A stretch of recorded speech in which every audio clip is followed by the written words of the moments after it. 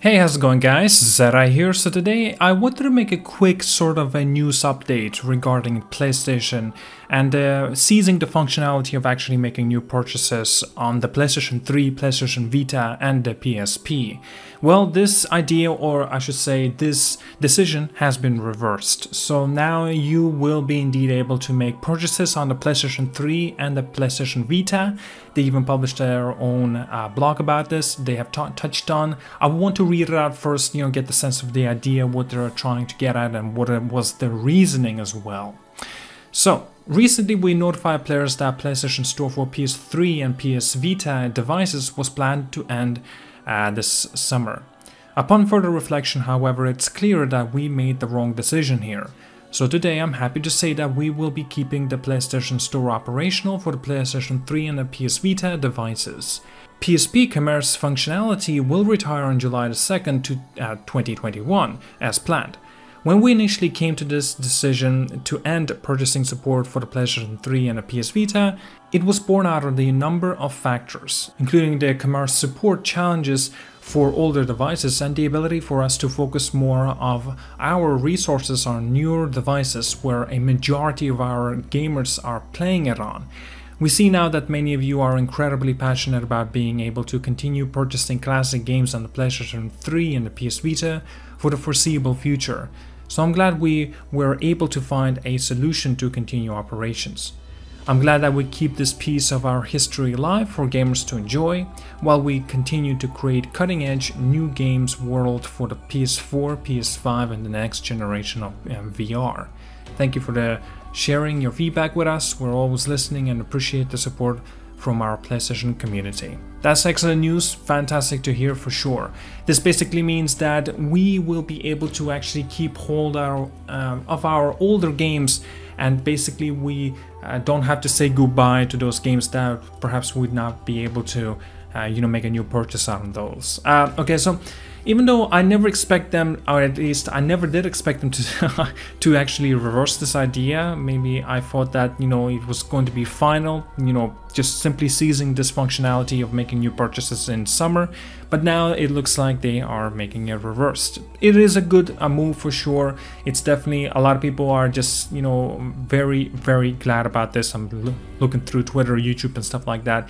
A lot of people are very, very happy about this decision.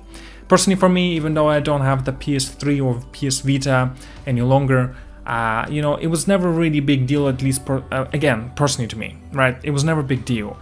But I can definitely see why a lot of people were very, very frustrated with this move and with this decision as well.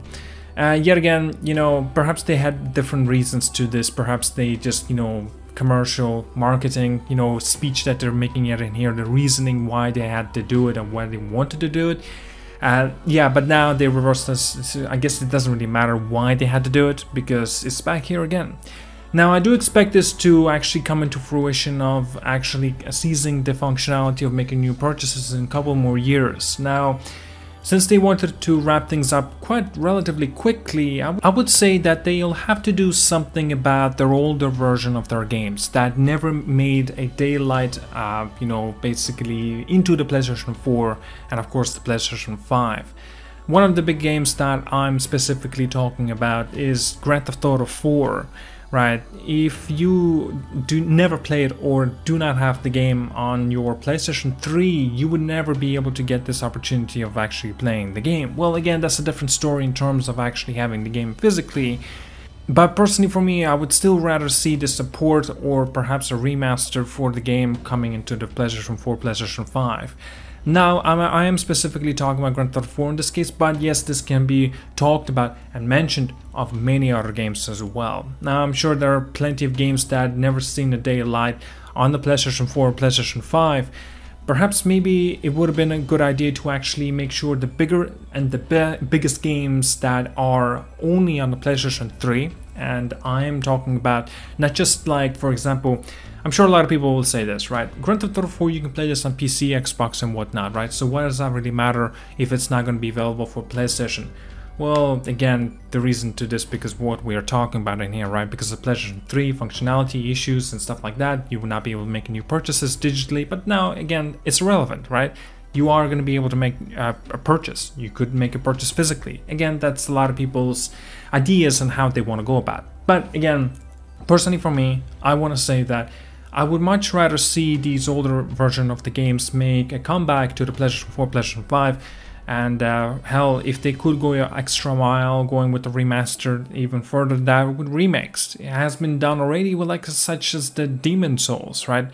And you know, this is actually good news. Everything about this is fantastic news. A lot of people are very happy about this. But yeah, that's all I wanted to talk a little bit about today. Thank you so much for watching. Like and subscribe. See you guys all, and yeah, have a good one.